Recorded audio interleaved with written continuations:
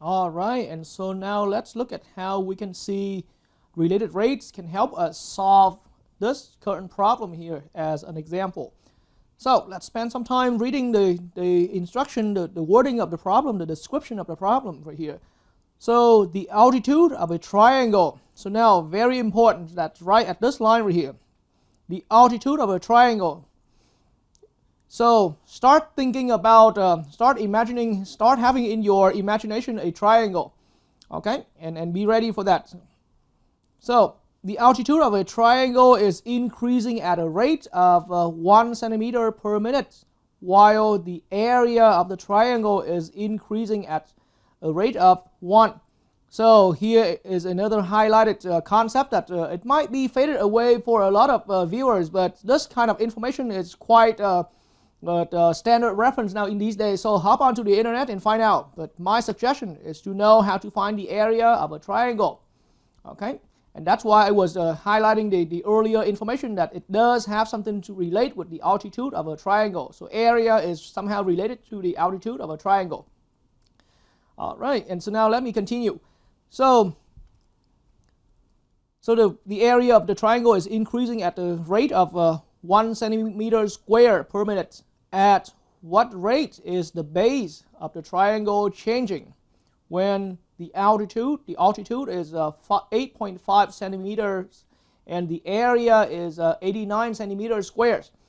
Okay, so the information at this point, based on the worded description, is pretty all over, but I purposely brought up the two highlighted information from earlier point of our video here is to really narrow down your attention. So what you need to really focus first in your attention is the area of the triangle, and how is that related with the altitude of the triangle?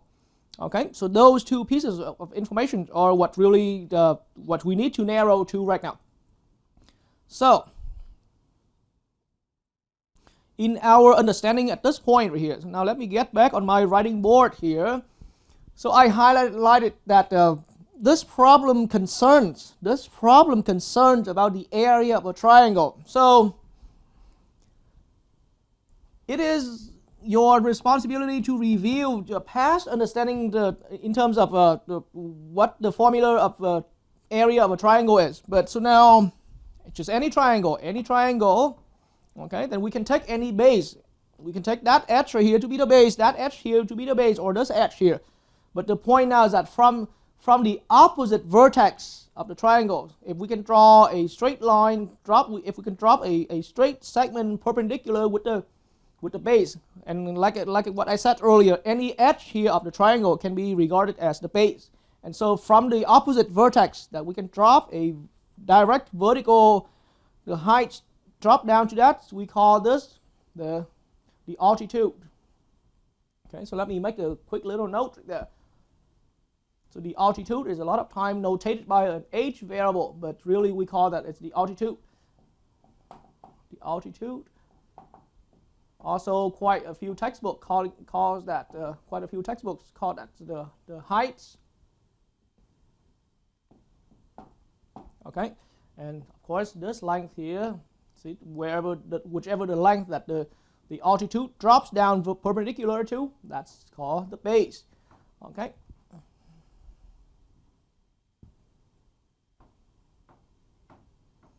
All right, and then the base is usually just be notated by lowercase letter b right there. So as a reminder, now area of a triangle, of any triangle, is 1/2 the product of base times height. It's a product of base times height.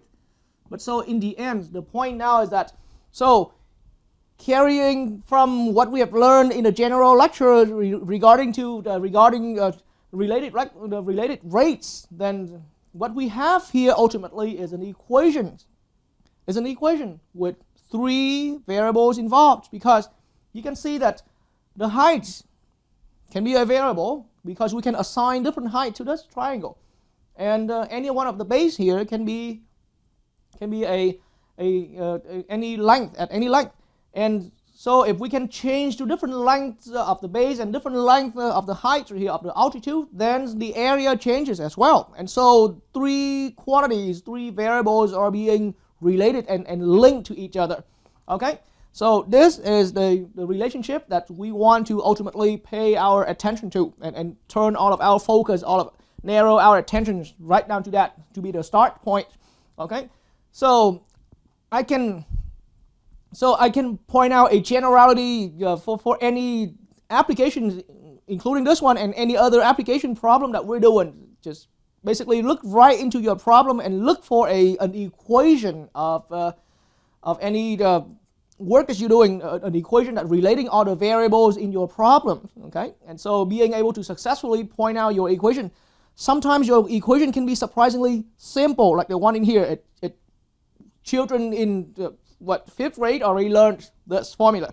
Okay, and so now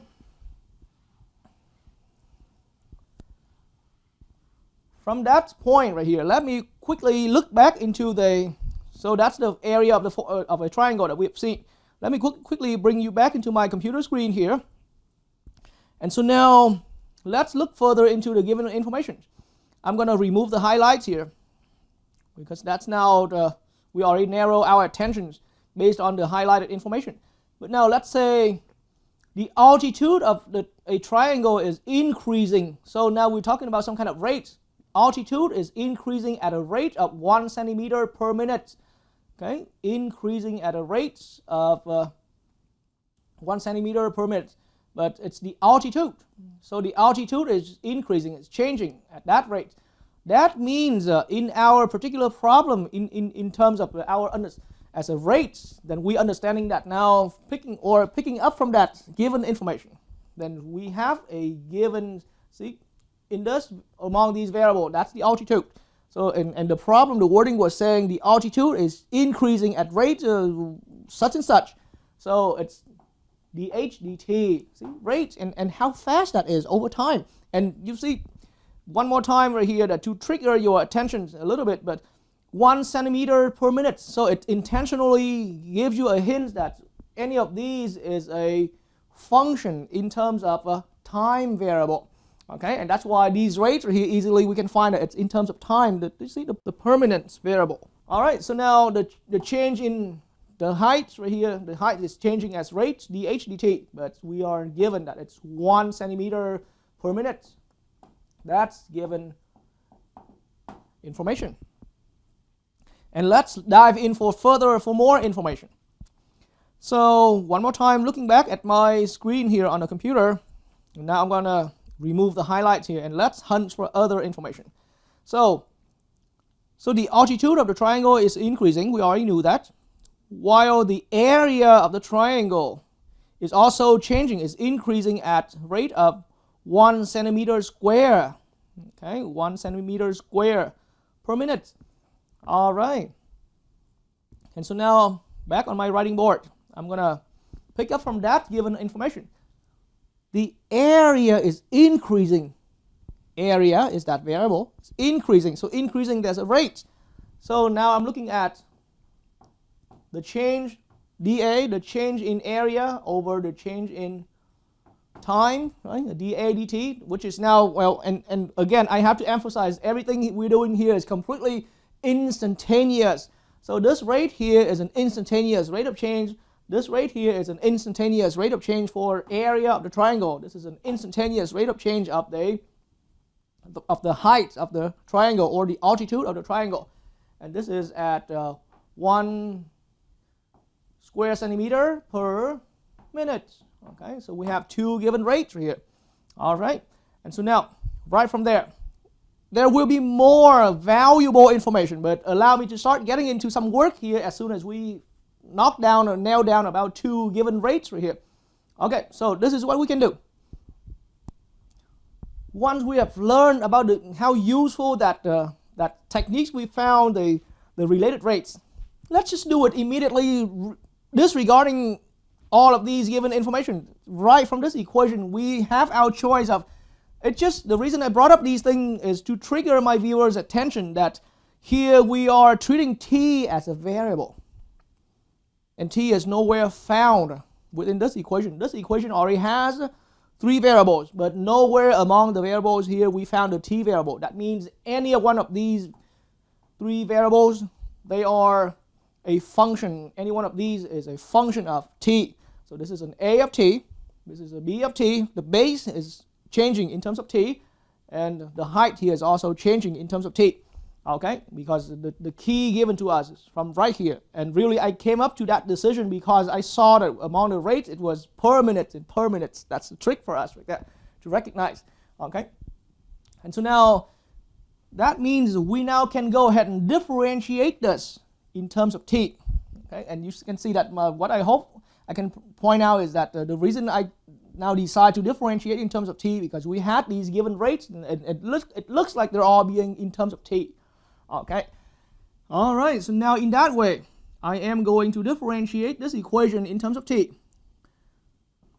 My variable a on the left hand side, I am going to differentiate that in terms of t, and I hope after my complete lecture on the related rates idea right there, then here I can start picking up pace a little bit in terms of how to get the related rates equation nailed down right here.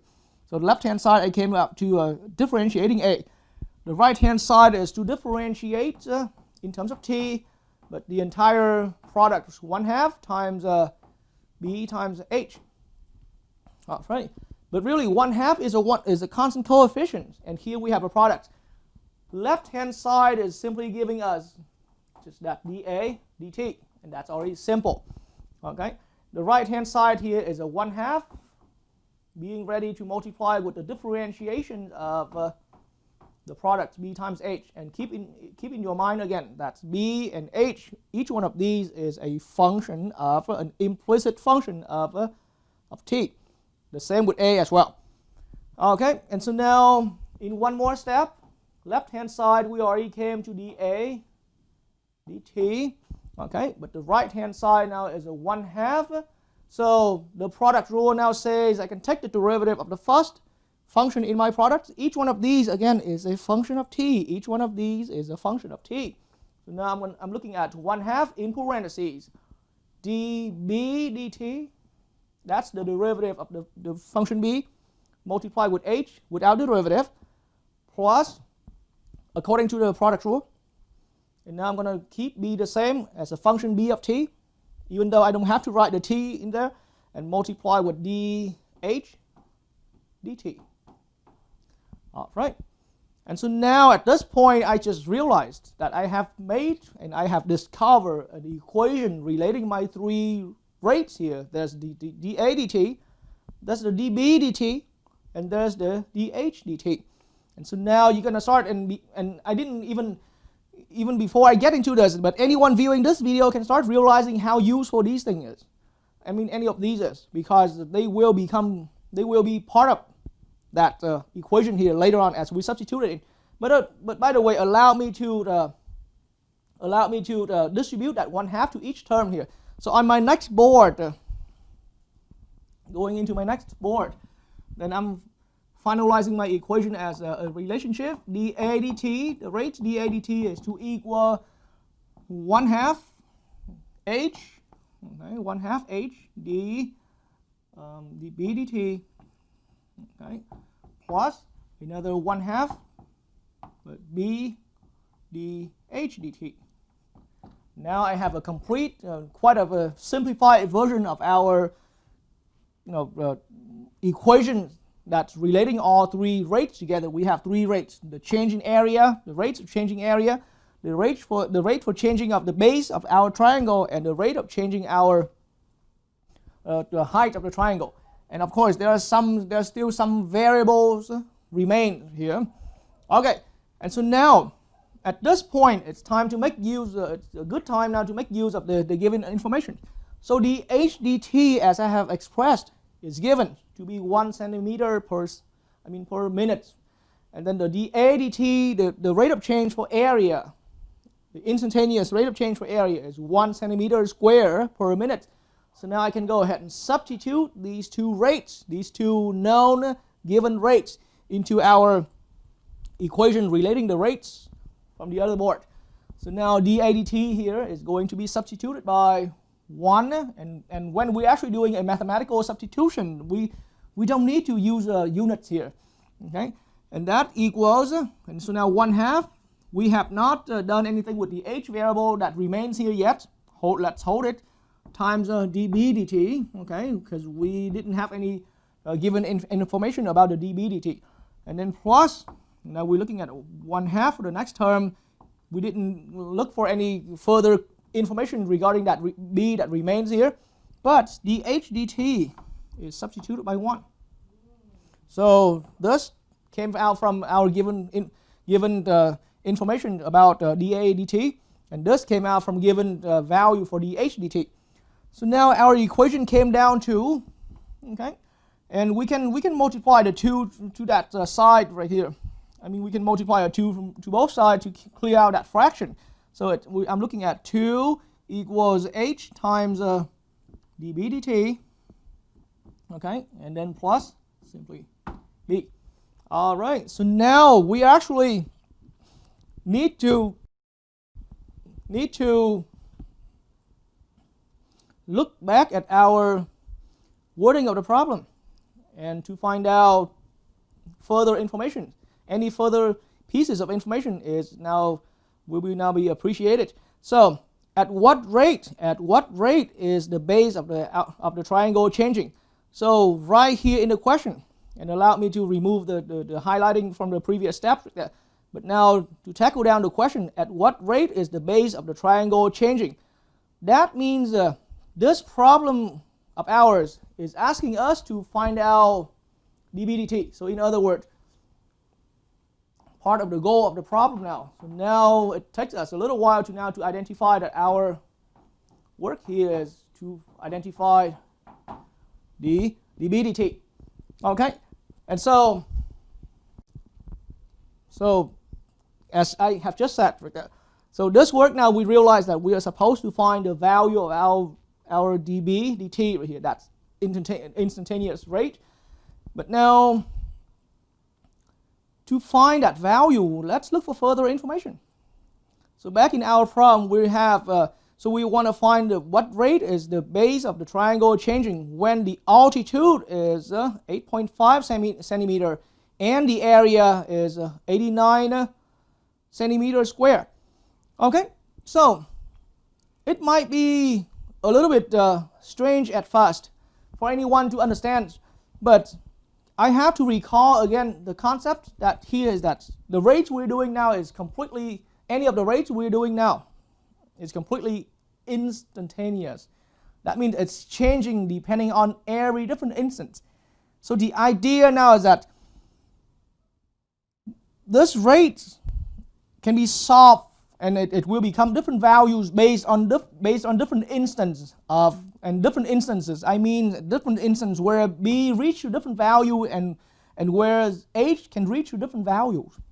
Okay, and that's why with the pieces with those two remaining pieces of information, at the instance where b is the altitude is being 8.5 centimeter. Okay. Here's the wording of the problem again. When the altitude is 8.5 centimeter, that's one information that's direct for us here. So h equals 8.5, and that's the instance that I was talking about right here. It's the instance that will decide how large our dB dt is. Okay, and so now I can go ahead and substitute that in. So 2 equals 8.5 times dB dt, okay, plus b. And so we are still, we're getting there to be able to solve for dB dt because that's our goal. We need to find the value of dB dt. But we got one more piece of information needed here. So the value of b is what we further need. But here's the problem. And as I have switched back and forth on the screen a couple times, you probably have already noticed. We are not given a direct value for b. b is the base. Okay? So b is the base. B is the base of the triangle, but we are not given that information. Instead, we are given, according to the wording, then the area is given to be 89 centimeters square. 89 centimeters square. So we are given on my other board right there, A is given to be 89 centimeters square right there. So at first, the information here seems to be a little bit irrelevant to what we need. It seems a little irrelevant to what we need because we need B, but it's giving us A. But no worries, here's how we handle it. And that's why, and that's how useful all of these variables are being related. That's the useful part of that. So think about that. And I now need to erase this part of my work right here so that I can have some more space to write. So when area at the instance where area is reaching right at 89 centimeters square, then we can think about 89 being substituted for that A in our original equation, and that equals 1/2 times B multiply, and again, let's make use of that other information. That earlier piece of information we've had right here, h equals 8.5 given. It also happens that value for the height or for the altitude of the triangle also happened right at the instance where our area reached 89. So that means equivalently or correspondingly, the height was at 8.5 right at the same instance. And so now with this useful information, we can actually solve for our B value correspondingly right from this. Okay, so a little bit of math. We can multiply 2 for both sides, so it's 2 times 89, and I can divide both sides by 8.5. So my viewers watching this video, you're all above the algebra level, so allow me to move the steps a little bit quick here, but that's how we can solve for B right here. And in case any of you need to clarification of how I got all these, then feel free to either comment on my video or send me a message if you are a student learning with me. So 2 times 89 divided by 8.5. Okay, so I'm going to spend about a minute to do a quick calculation here. All right, so I will be rounding to about 2 decimals, but really it's pretty much you got to watch for your own rounding requirements in every problem, in every assignment, or even in your real life application out there. So here I'm looking at 20.94. Okay, but this is centimeter as a linear length there. Okay, so now what it says now is that right at that instance where the height is being 8.5 and the area has reached to 89 centimeters squares, then we found out that our base being as large as 20.94 centimeters, of course. And so now I am ready for solving it. This equation that we were almost done right here in terms of solving for dB dt right now. Now we can substitute 20.94 for B value. And so our equation comes down to 2 equals 8.5 multiplied with the dB dt that we're looking for, and plus 20.94. And I must apologize for the narrow space on my board right here, and that's all I can have for now. Okay, but now we can go ahead and solve this equation for dB dt right here. Okay, and so that means solving this right here, I'm going to need to subtract 20 to the other side. So we're looking at 2 minus 20.94.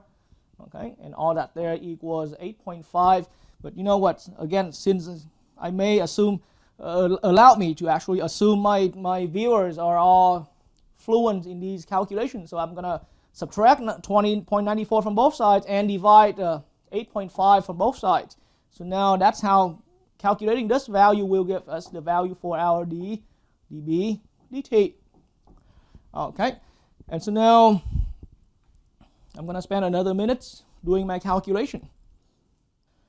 All right, so my final calculation, and allow me to swing back to my other board like that.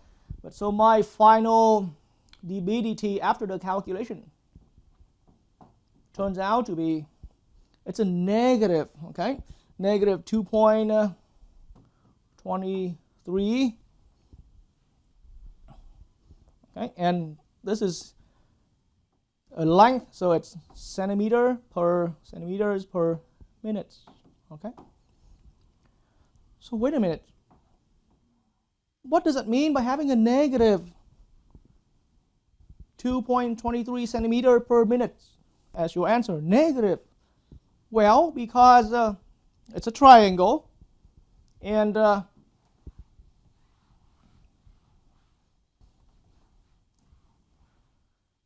quickly to explain.